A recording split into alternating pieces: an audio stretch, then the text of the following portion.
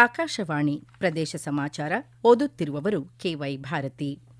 ಮುಖ್ಯಾಂಶಗಳು: ವಿಧಾನಸೌಧದಲ್ಲಿ ಜಿಲ್ಲಾಧಿಕಾರಿಗಳು, ಪೊಲೀಸ್ ವರಿಷ್ಠಾಧಿಕಾರಿಗಳೊಂದಿಗೆ ಮುಖ್ಯಮಂತ್ರಿ ಡಿಕೆ ಶಿವಕುಮಾರ್ ಪ್ರಗತಿ ಪರಿಶೀಲನಾ ಸಭೆ. ಸೋಲದೇವನಹಳ್ಳಿ ರೈಲು ನಿರ್ವಹಣಾ ಘಟಕದ ನಿರ್ಮಾಣಕ್ಕೆ ಟೆಂಡರ್ ಆಹ್ವಾನಿಸಿದ ಬೈರೈಡ್.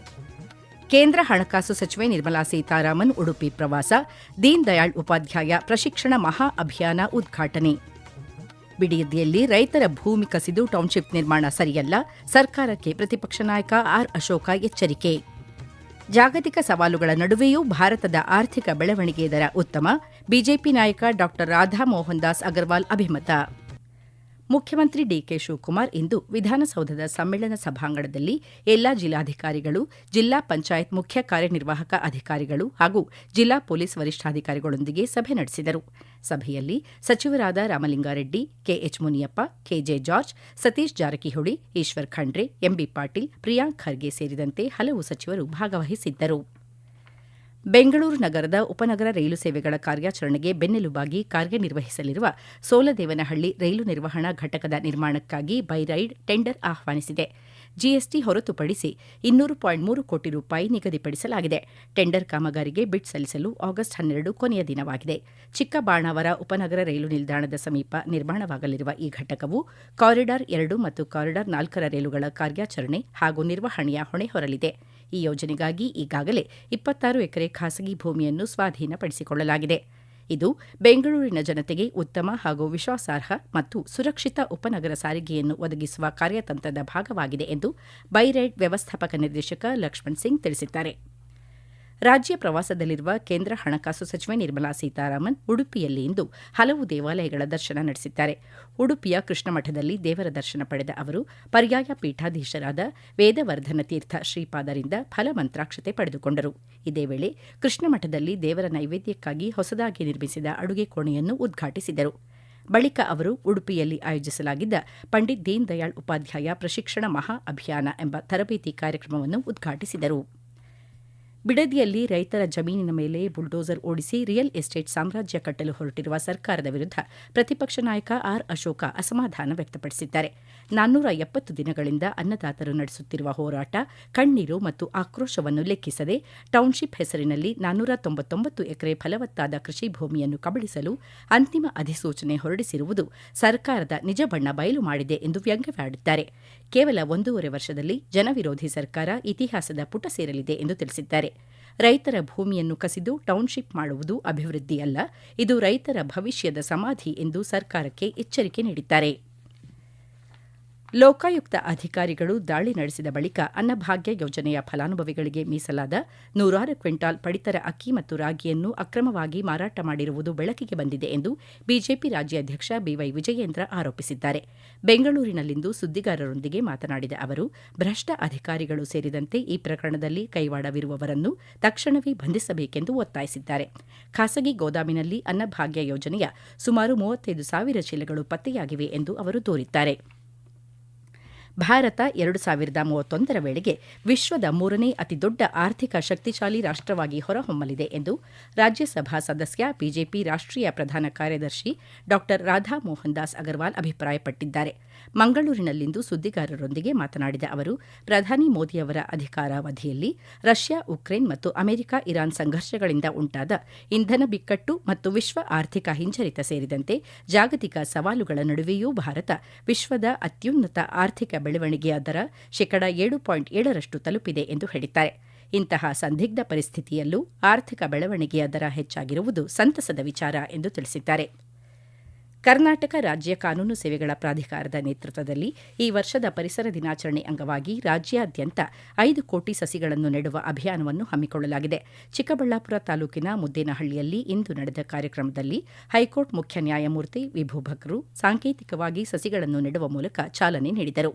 ಇದೇ ವೇಳೆ ಮಾತನಾಡಿದ ಅವರು, ಚಿಕ್ಕಬಳ್ಳಾಪುರ ಜಿಲ್ಲೆಯಲ್ಲಿಯೂ ಕಾನೂನು ಸೇವೆಗಳ ಪ್ರಾಧಿಕಾರ 5 ಲಕ್ಷ ಗಿಡಗಳನ್ನು ನೆಡಲಿದೆ ಎಂದು ತಿಳಿಸಿದರು. ಪ್ರದೇಶ ಸಮಾಚಾರ ಕೇಳುತ್ತಿದ್ದೀರಿ.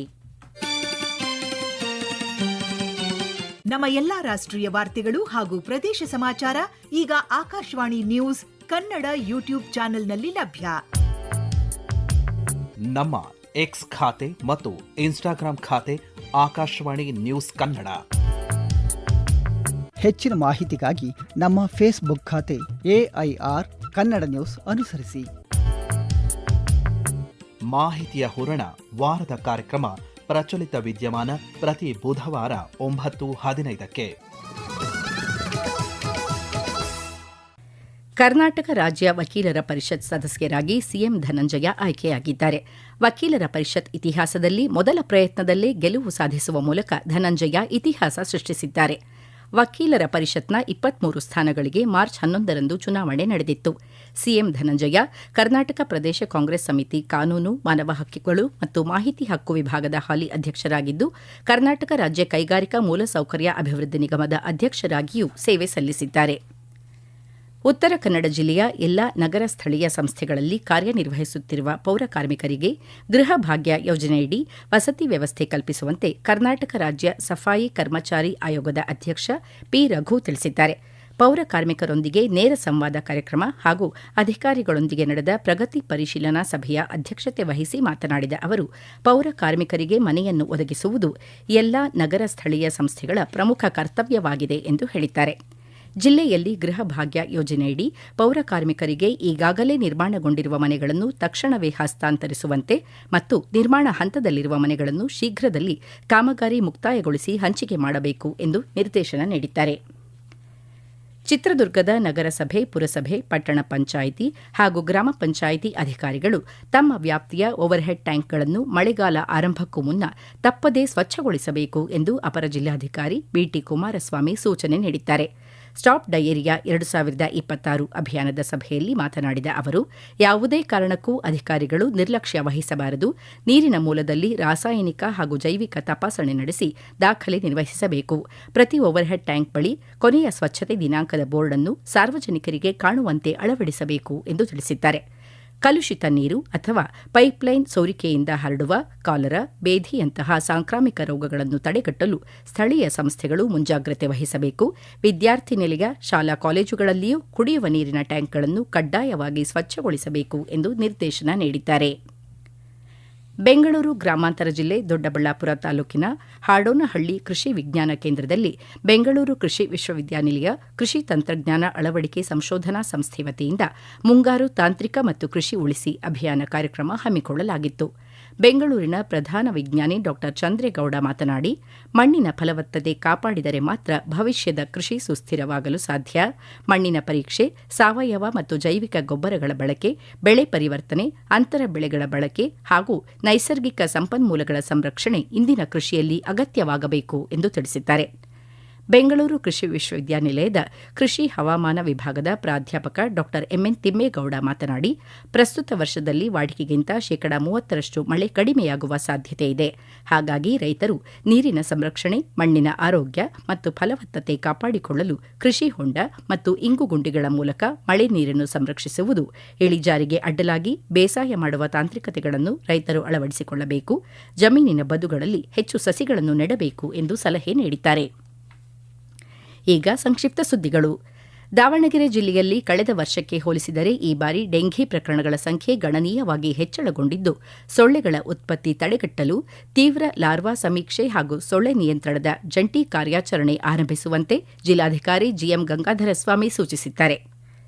ಗದಗ ಜಿಲ್ಲೆಯ ಹದಲಿ ಗ್ರಾಮ ಪಂಚಾಯಿತಿ ಕಚೇರಿಗೆ ನರಗುಂದ ತಾಲೂಕು ಪಂಚಾಯತ್ ಕಾರ್ಯನಿರ್ವಾಹಕ ಅಧಿಕಾರಿ ಶ್ರೀಧರ್ ಚಿನಗುಂಡಿ ಭೇಟಿ ನೀಡಿ ಆಡಳಿತಾತ್ಮಕ ಹಾಗೂ ಸಾರ್ವಜನಿಕ ಸೇವೆಗಳ ಕುರಿತು ಪರಿಶೀಲನೆ ನಡೆಸಿದರು. ಈಗ ಕೊನೆಯಲ್ಲಿ ಮತ್ತೊಮ್ಮೆ ಮುಖ್ಯಾಂಶಗಳು. ವಿಧಾನಸೌಧದಲ್ಲಿ ಜಿಲ್ಲಾಧಿಕಾರಿಗಳು, ಪೊಲೀಸ್ ವರಿಷ್ಠಾಧಿಕಾರಿಗಳೊಂದಿಗೆ ಮುಖ್ಯಮಂತ್ರಿ ಡಿಕೆ ಶಿವಕುಮಾರ್ ಪ್ರಗತಿ ಪರಿಶೀಲನಾ ಸಭೆ. ಸೋಲದೇವನಹಳ್ಳಿ ರೈಲು ನಿರ್ವಹಣಾ ಘಟಕದ ನಿರ್ಮಾಣಕ್ಕೆ ಟೆಂಡರ್ ಆಹ್ವಾನಿಸಿದ ಬೈರೈಡ್. ಕೇಂದ್ರ ಹಣಕಾಸು ಸಚಿವೆ ನಿರ್ಮಲಾ ಸೀತಾರಾಮನ್ ಉಡುಪಿ ಪ್ರವಾಸ. ದೀನ್ ದಯಾಳ್ ಉಪಾಧ್ಯಾಯ ಪ್ರಶಿಕ್ಷಣ ಮಹಾ ಅಭಿಯಾನ ಉದ್ಘಾಟನೆ. ಬಿಡದಿಯಲ್ಲಿ ರೈತರ ಭೂಮಿ ಕಸಿದು ಟೌನ್ಶಿಪ್ ನಿರ್ಮಾಣ ಸರಿಯಲ್ಲ, ಸರ್ಕಾರಕ್ಕೆ ಪ್ರತಿಪಕ್ಷ ನಾಯಕ ಆರ್ ಅಶೋಕ ಎಚ್ಚರಿಕೆ. ಜಾಗತಿಕ ಸವಾಲುಗಳ ನಡುವೆಯೂ ಭಾರತದ ಆರ್ಥಿಕ ಬೆಳವಣಿಗೆ ದರ ಉತ್ತಮ, ಬಿಜೆಪಿ ನಾಯಕ ಡಾ ರಾಧಾ ಮೋಹನ್ ದಾಸ್ ಅಗರ್ವಾಲ್ ಅಭಿಮತ. ಇಲ್ಲಿಗೆ ಪ್ರದೇಶ ಸಮಾಚಾರ ಮುಗಿಯಿತು. ನಮ್ಮ ಮುಂದಿನ ವಾರ್ತಾ ಪ್ರಸಾರ ಸಂಜೆ 6:40ಕ್ಕೆ.